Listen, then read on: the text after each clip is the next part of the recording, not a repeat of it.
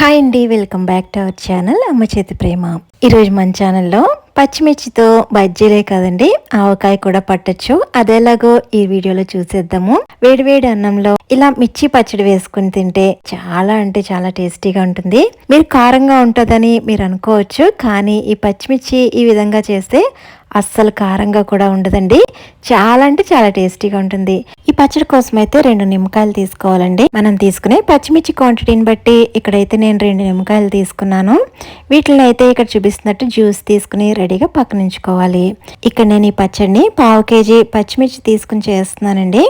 ముందుగా అయితే పచ్చిమిర్చిని తొడుములు తీయకుండా ఉప్పు నీటిలో వేసి బాగా శుభ్రంగా వాష్ చేసుకోవాలి.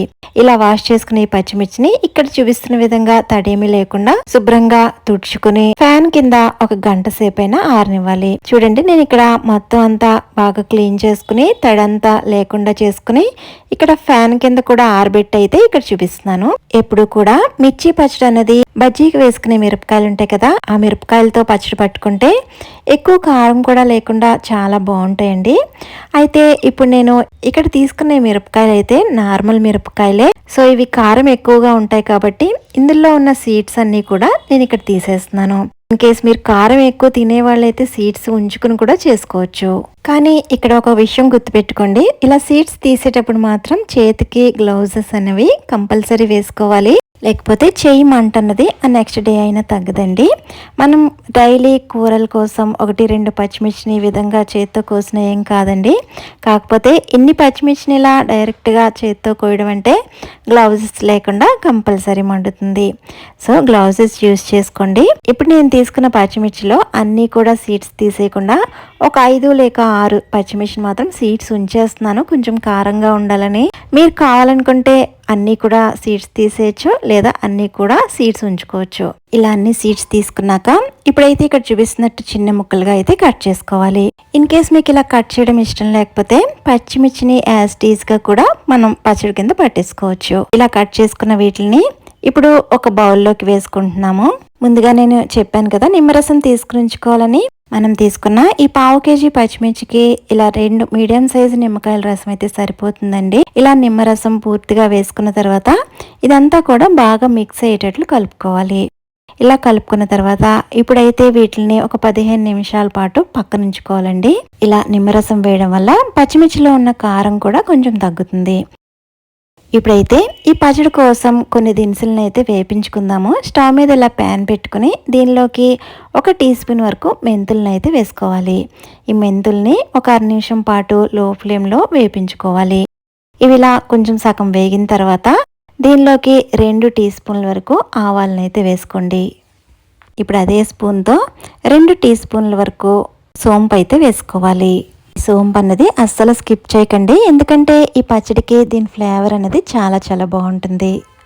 అలాగే ఇప్పుడు దీనిలోకి 2 టీ స్పూన్ల వరకు ధనియాలు, 1 టీ స్పూన్ వరకు జీలకర్ర వేసుకోవాలి. అలాగే మరో 1 టీ స్పూన్ వరకు కలంజీ సీడ్స్ అయితే వేసుకోవాలి. అదేనండి ఆనియన్ సీడ్స్.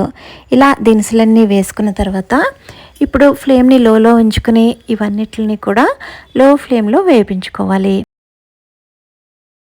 ఇలా వేపించుకోగా కొంతసేపటికి మనం వేసిన మెంతులు కలర్ చేంజ్ అవుతాయి. అలాగే మంచి అరోమా కూడా రావడం స్టార్ట్ అవుతుంది. ఎప్పుడైతే మనం వేసిన మెంతులు కలర్ చేంజ్ అయ్యి రెడ్డిష్ కలర్లోకి మారుతాయో ఇంక స్టవ్ ఆఫ్ చేసేసి ఇక్కడ చూపిస్తున్నట్టు వేరొక ప్లేట్లోకి వీటిలన్నిటిని కూడా వేసుకోవాలి. ఇవి పూర్తిగా చల్లారిన తర్వాత మాత్రమే మెత్తని పొడి కింద వీటిని మిక్సీ పట్టుకోవాలి. ఇప్పుడైతే 15 నిమిషాల పాటు పచ్చిమిర్చిని నిమ్మరసంలో నానపెట్టుకున్న తర్వాత అయితే ఇప్పుడు చూపిస్తున్నాను. ఇలా నానపెట్టుకున్న ఈ పచ్చిమిర్చిని వేరొక మిక్సింగ్ బౌల్లోకి వేసుకోవాలి. ఇప్పుడైతే దీనిలోకి 2 టేబుల్ స్పూన్ల వరకు కారం వేసుకోవాలి. నేను ఇక్కడ వేసిన కారం ఎక్కువ కారంగా ఉంటుంది కాబట్టి 1.5 టీ స్పూనే వేస్తున్నాను. ఇప్పుడు దీనిలోకి 1.5 టీ స్పూన్ వరకు సాల్ట్ వేసుకోవాలి. సాల్ట్ అనేది ఇప్పుడే అంతా వేసేయకుండా చివరిలో కావాలనుకుంటే యాడ్ చేసుకోవచ్చు. ఇప్పుడు దీనిలోకి మనం వేపించుకున్న దినుసుల్ని ఇక్కడ చూపిస్తున్నట్టు మెత్తని పొడి కింద చేసుకుని వేసుకోవాలి. అలాగే 7 నుంచి 8 వరకు వెల్లుల్లిని ఇలా పొట్టి తీసి వేసుకోవాలి. ఇలా అన్నీ వేసుకున్న తర్వాత మనం వేసిన ఈ స్పైసెస్ అన్ని పచ్చిమిర్చికి బాగా పట్టేటట్లు ఈ విధంగా అయితే కలుపుకోవాలి. పచ్చిమిర్చి ముక్కలకి ఇవన్నీ కూడా బాగా పట్టేటట్లు ఇలా ఈవెన్ గా కలుపుకున్న తర్వాత పల్లి నూనె కానీ లేదా నువ్వుల నూనె కానీ ఇలా పావు కప్పు వరకు వేసుకోవాలి. ఇలా ఆయిల్ వేసుకున్న తర్వాత ఇదంతా కూడా బాగా మిక్స్ అయ్యేటట్లు కలుపుకోవాలి. ఇలా అంతా బాగా కలుపుకున్నాక మూత పెట్టి ఒక రోజు పాటు వదిలేసి నెక్స్ట్ డే అయితే నేను ఇక్కడ చూపిస్తున్నాను. ఇలా ఆయిల్ పైకి తేలుతూ ఉంటుంది. ఇప్పుడైతే సాల్ట్ కానీ నిమ్మరసం కానీ ఒకసారి చెక్ చేసుకుని సరిపోకపోతే యాడ్ చేసుకోవాలి. ఈ పచ్చడి బయట ఒక నెల రోజుల పాటు నిల్వ ఆగుతుందండి. అదే ఫ్రిడ్జ్ లో అయితే 6 నెలల పాటు నిల్వ ఆగుతుంది. తడేమి తగలకుండా ఇలా గ్లాస్ కంటైనర్ లో స్టోర్ చేసుకుంటే ఎక్కువ రోజుల పాటు నిల్వ ఆగుతుంది. సీజన్ తో పని లేకుండా మనకి ఎప్పుడు కావాల్సి అప్పుడు ఈ పచ్చడి అయితే పట్టేసుకోవచ్చు. మరైతే మీరు కూడా ట్రై చేయండి. చాలా చాలా టేస్టీగా ఉంటుంది. ఈ వీడియో నచ్చితే లైక్ చేసి సబ్స్క్రైబ్ చేసుకోవడం మర్చిపోవద్దు. Thank you.